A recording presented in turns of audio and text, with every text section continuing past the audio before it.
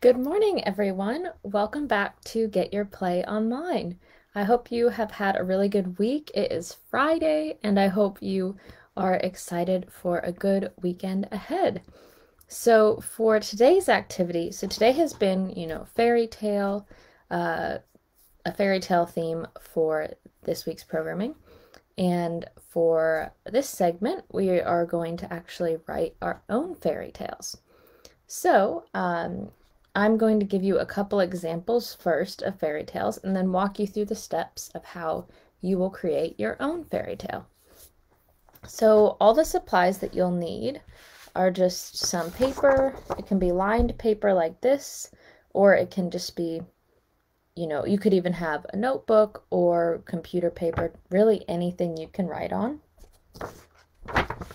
And you also need a pen or a pencil. And if you're feeling really adventurous and you want to illustrate the fairy tale that you write, you can also have some markers, crayons, or colored pencils.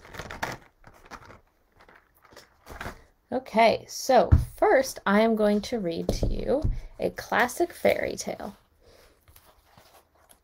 And this will just help get you in the mindset to write your own.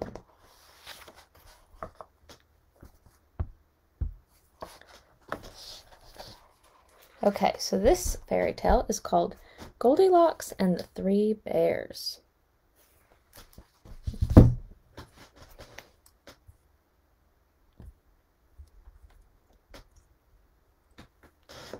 Okay, Goldilocks and the Three Bears.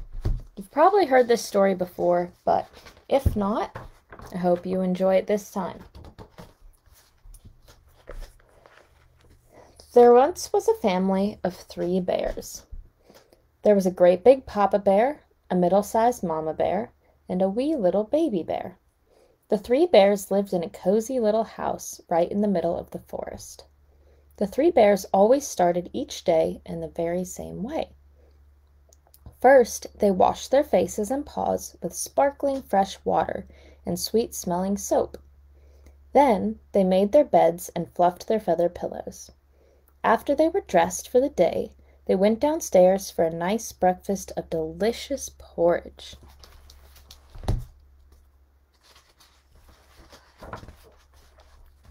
One bright morning, Mama Bear cooked the porridge and called her family for breakfast, just as she did every other day. There's the picture. So she did this every day, rain or shine. She spooned the porridge into their 3 bowls, and they all sat down to eat. "It's too hot," exclaimed Baby Bear, tasting the porridge in his wee little bowl. "We must let the porridge cool for a little while," agreed Papa Bear and Mama Bear, after they tasted the porridge in their bowls. The 3 bears decided to go for a walk while their hot breakfast cooled. Mama Bear took her basket in case they happened to find ripe blackberries to put on top of their porridge. So they're going for a walk.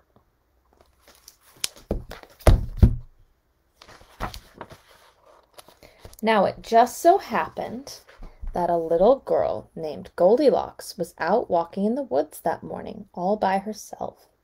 She had been walking since quite early and was feeling rather tired. She was hungry as well because she had left her house without eating breakfast.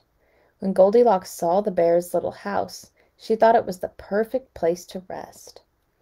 Goldilocks marched up to the front door and knocked, but there was no answer. The bears were still out taking their walk, so Goldilocks just let herself in.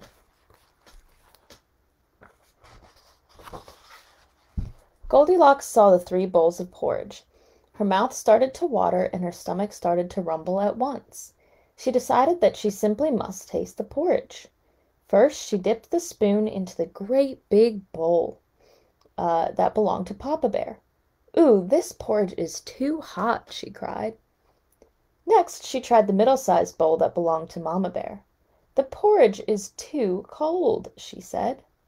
Last, she had a taste from the wee little bowl that belonged to Baby Bear. "This porridge is just right," she said, and she gobbled it all up.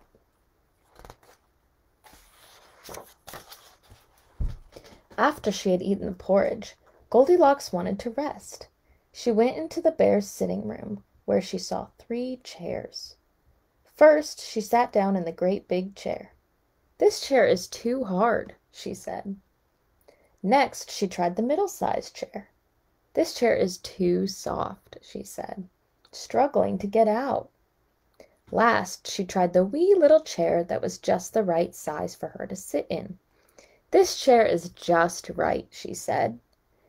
But Goldilocks sat down so hard that the wee little chair broke all to pieces. Oh no.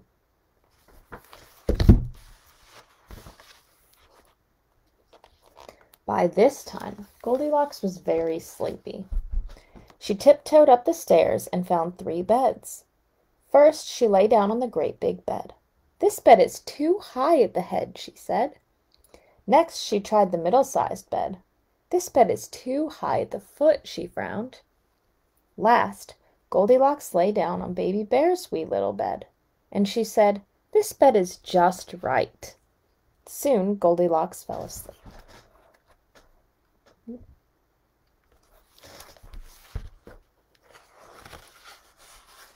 A short time later, the 3 bears returned home from their walk. They noticed right away that things were not quite right.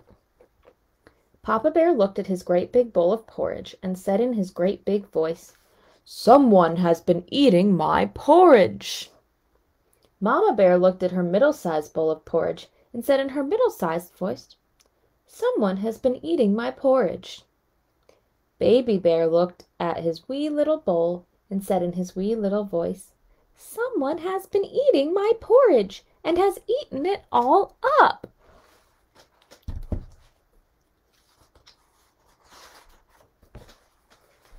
The 3 bears then went into their sitting room. When he saw his great big chair, Papa Bear said in his great big voice, "Someone has been sitting in my chair." Mama Bear looked at her middle-sized chair and said in her middle-sized voice, "Someone has been sitting in my chair."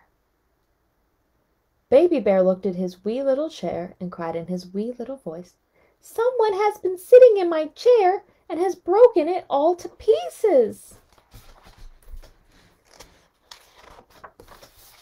The 3 bears went up to the stairs to their bedroom. Papa Bear looked at his great big bed and said in his great big voice, "Someone has been sleeping in my bed." When Mama Bear looked at her middle-sized bed, she said in her middle-sized voice, "Someone has been sleeping in my bed." Baby Bear looked at his wee little bed and cried in his wee little voice, "Someone has been sleeping in my bed, and there she is." Look, they found Goldilocks.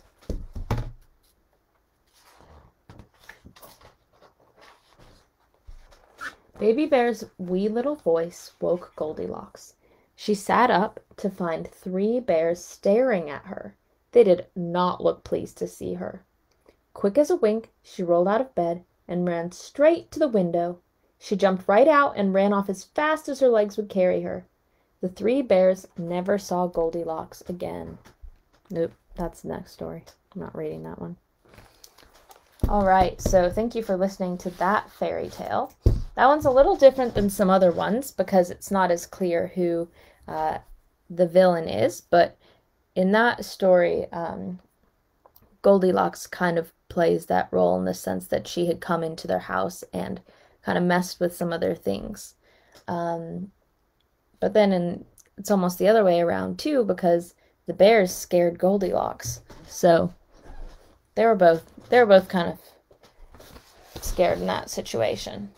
Okay, so now I'm going to talk to you about kind of the basic parts to a story, and then I'm going to read you a story that I wrote using that model.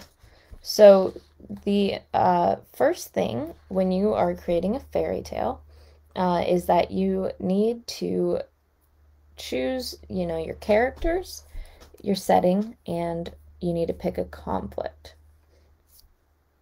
So that's kind of the overview, and the way you can start is you always will start a story with something like once upon a time, or long time ago, or once there was, you could say like, once there was a frog, or once upon a time there was, a little girl named Goldilocks.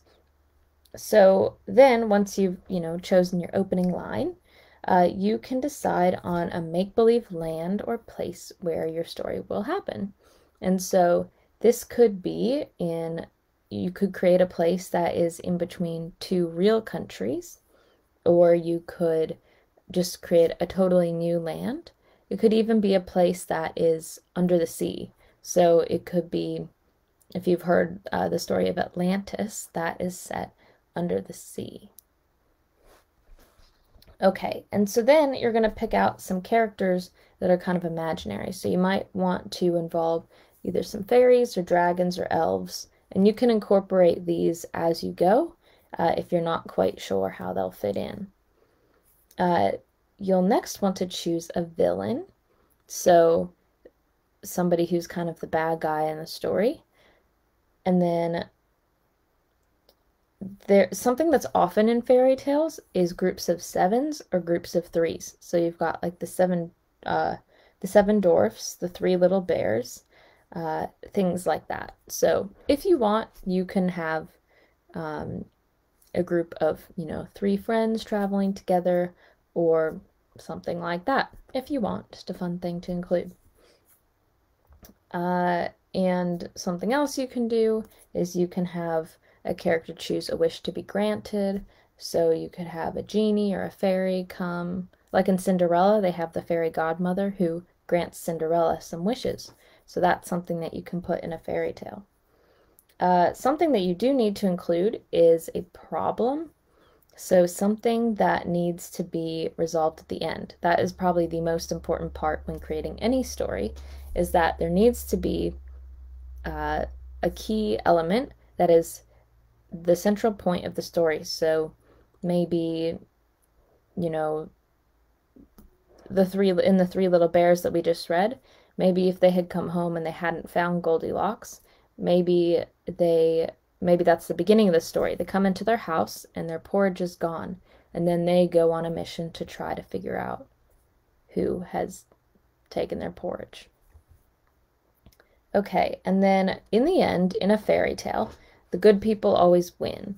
And so you're never going to end a fairy tale with the bad person, being successful. You always want the good person to, have a happy ending. Okay, so now we are going to read a story that I wrote that's based off of that kind of framework. And I might stop as I go and sort of explain to you the different elements so it makes a little more sense. Okay, so once upon a time, in a land far, far away, there lived a little frog named Lila. So here we go. I've started my story, and I've started it with once upon a time in a land far, far away. So I decided, rather than naming a specific place, I just said in a land far, far away. Lila had two twin brothers named Luke and Leo, who were a year older than her. So that's where I've incorporated that group of three element of a fairy tale, which you can put in or not. And so that's three siblings. So we've got three frogs named Lila, Luke, and Leo. And all their names start with L, which you can do if you want. So Lila had two twin brothers named Luke and Leo who were a year older than her. One night, when they were all fast asleep, Luke and Leo mysteriously disappeared. When Lila woke up, she was frightened to see they were gone. So that's where we have the problem come in. Her brothers disappeared, and so we're trying to figure out what has happened to her brothers. So she told her best friend, named Shimmer, a fairy, what had happened, and Shimmer said that they must try to find her brothers. Shimmer had heard that the evil queen, named Cornelia, had been trying to find twins since she had no children of her own. and she had seen another queen from another land who had twins. She was jealous.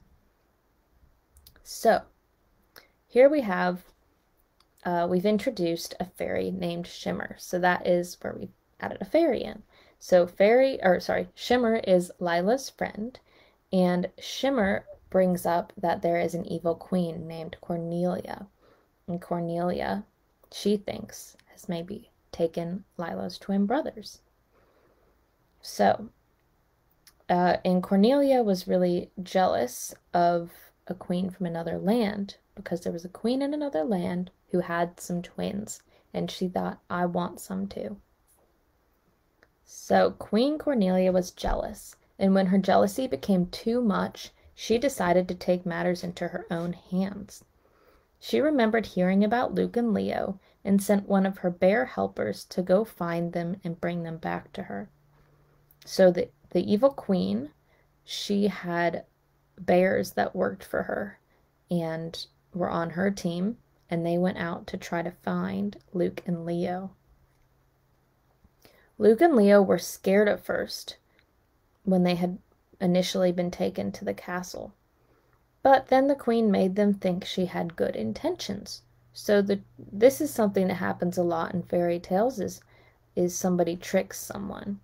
And so the queen tricked Luke and Leo into thinking that she was a nice person. So she fed them a fancy feast with roast chicken, cake, and endless ice cream. So they were happy. The food she fed them had a spell that made them forget their fear and think they were her children. So this is where the spell comes in,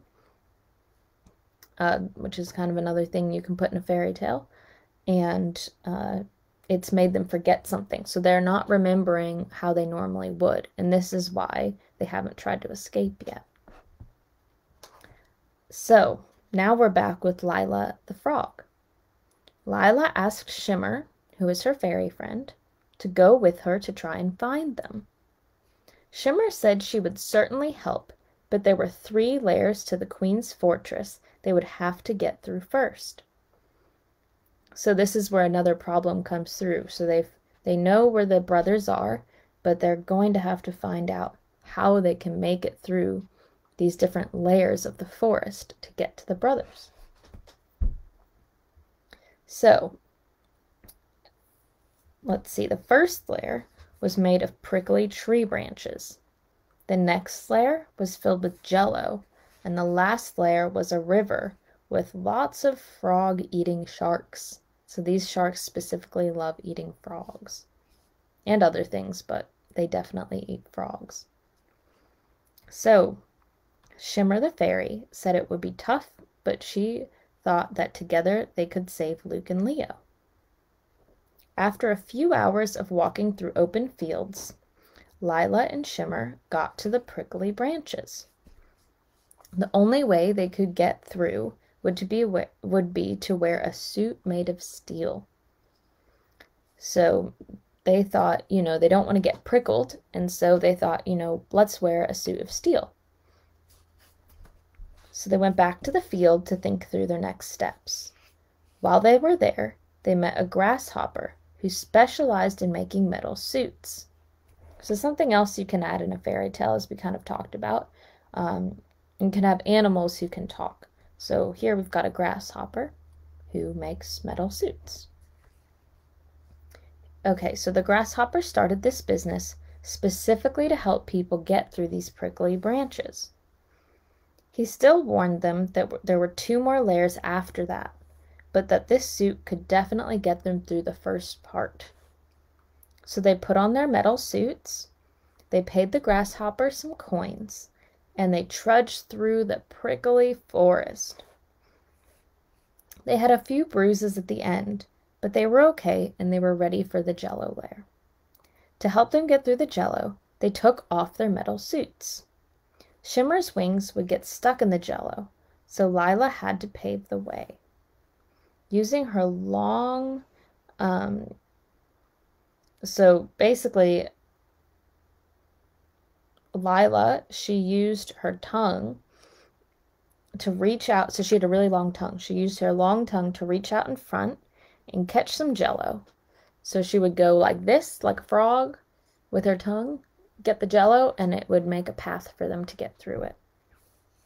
This way they could clear a short path in front of them. Shimmer followed close behind, as jello would close back up very quickly. And Shimmer had to be careful of her wings, too. After some power eating and a very full belly, they had to take a much-needed break before the most treacherous part of the journey. So it's okay, too, if your characters in your fairy tale need to take a break. Because sometimes, partway through the story, they might be tired. It's been a long time of them trying to solve some problems. Maybe they've been on a long journey. Okay, so they found a tiny spot hidden from the guard sharks where they could take a quick nap. So remember, there's a moat with sharks in it that are going to eat the frogs or fairies if they try to get through. So, once they'd taken a quick nap, they were ready. They had to distract the jumping sharks with something so that they could get across. So, what Shimmer, the fairy, decided to do was she had a light in her wand, and she shone it in the other direction so that the sharks followed the light and it distracted them.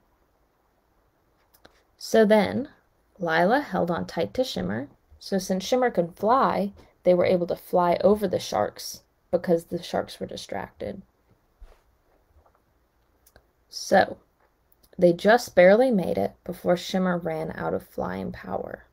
So she's just a little fairy, and so maybe she doesn't have enough power to carry them long distances, but it could get them across the sharks.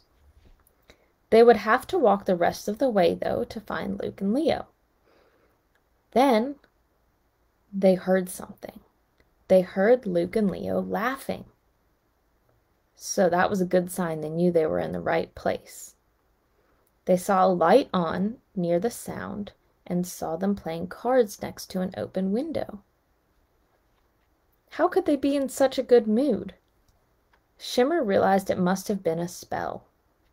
Thankfully, she had enough fairy dust to try and break the spell. So since Shimmer is a fairy, she has fairy dust, and she was able to get rid of the spell that evil Queen Cornelia had put on Lila's brothers. So then Lila caught their attention. "Where are we?" said Luke and Leo. "You have been captured by the queen, and we have come to save you," said Lila. But how would they make it back? It was hard enough just getting there. As it turned out, Shimmer's fairy dust had accidentally sprinkled on a dragon nearby. The dragon came over and asked them if they knew where they were. They explained that the dragon also must have been captured by the queen. The dragon said that he could help them escape if they all hopped on his back and put on seatbelts. It could be a bumpy ride. As they flew away, a shark almost caught them, but they made it to the jello layer. The dragon breathed fire that melted a hole through the jello for them to fly through. So remember earlier, Lila used her tongue to kind of clear a path through the jello. So now the dragon's found a different way to get through. The dragon has used its fire-breathing powers to get through the jello layer. Then at the layer of prickly branches, the dragon used a very careful stream of laser-like fire to cut off the branches without starting a forest fire. Finally, they had made it to the open field. They would have a long walk home, but the dragon agreed to give them a lift, and they were home in just 10 minutes. They were safe and sound, for now. They would sleep in their old beds tonight, and tomorrow would work on finding a new place to settle before the queen could go looking for them again. And that is the end. So, in the end, they all made it back safely, but because the queen knew where they lived, they had to find another place to kind of hide so she couldn't find them again. So, I hope that was helpful and makes sense. I will post in the comments some, the key points that you need to include when you write your own fairy tale. And hopefully that is helpful to you as you try to write your own. And it doesn't have to be perfect, but really the main things you want is you need a good guy, you need a bad guy, you need a problem. So in this story, the problem was that Lila the Frog's brothers, Luke and Leo, had been taken. And then remember the good guy was Lila, her brothers, and the fairy, and some other people who helped them along the way. Bad guy was the Queen Cornelia. The conflict was they needed to find the brothers because they had been taken. And usually it's good to have some sort of explanation as to why they had been taken. So in my story, I said it was because the queen was jealous of another queen who had twins. So she wanted some for herself too. And so that was why she took them. Other times it might be because, maybe the villain wants to have them come to their house and scrub their floors or something. So they take them. Whatever the case may be. And so, yeah, then the only other thing is really to figure out a way to solve the problem and have a happy ending. And you can include some fun elements of fire-breathing dragons and fairies and grasshoppers who talk and make metal suits throughout. So just make sure also when you're creating your problem that you can figure out ways to get through that problem and solve the problem. Because you don't want a problem and then you're trying to write your story and you can't really figure out how to make it through. So you have to just invent ways to make it through and solve your problem. All right, well, thank you so much for joining me. And last but not least, if you do want to make a drawing to go along with your fairy tale, you can definitely do that. So that's why I told you if you want to bring some markers or something along, those are really useful. All right, so I'll put some key points in the comments for you to remind you of how to write your own story. And I hope you have just an amazing weekend and good luck writing your own fairy tale. All right, have a great weekend. Bye.